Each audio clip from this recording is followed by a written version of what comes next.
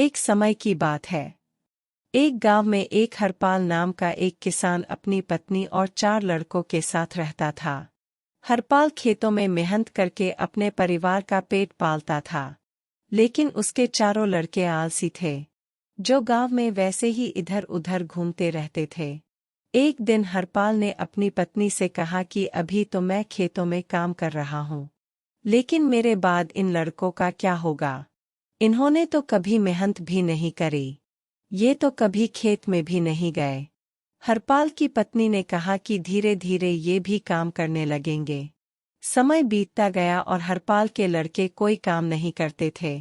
एक बार हरपाल बहुत बीमार पड़ गया। वह काफी दिनों तक बीमार ही रहा। उसने अपनी पत्नी को कहा कि वह चारों लड़कों को बुलाकर लाए। उसकी पत्नी चारों लड़कों को बुलाकर लाई। हरपाल ने कहा, लगता है कि अब मैं ज्यादा दिनों तक जिंदा नहीं रहूंगा। हरपाल को चिंता थी कि उसके जाने के बाद उसके बेटों का क्या होगा। इसलिए उसने कहा, बेटों, मैंने अपने जीवन में जो भी कुछ कमाया है वह खजाना अपने खेतों के नीचे दबा रखा है। मेरे बाद तुम उसमें से खजाना निकालकर आपस में बांट लेना। यह बात सुनकर चारों लड़के खुश हो गए। कुछ समय बाद हरपाल की मृत्यु हो गई। हरपाल की मृत्यु के कुछ दिनों बाद उसके लड़के खेत में दबा खजाना निकालने गए।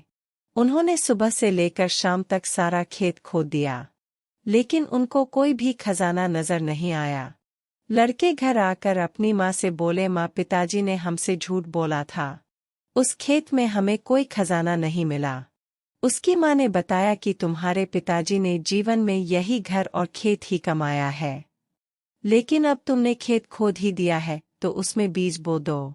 इसके बाद लड़कों ने बीज बोए और माँ के कहे अनुसार उसमें पानी देते गए।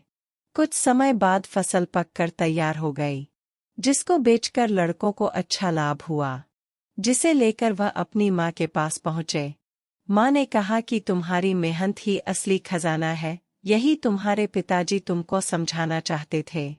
सीख, हमें आलस्य को त्याग कर मेहनत करना चाहिए। मेहनत ही इंसान की असली दौलत है।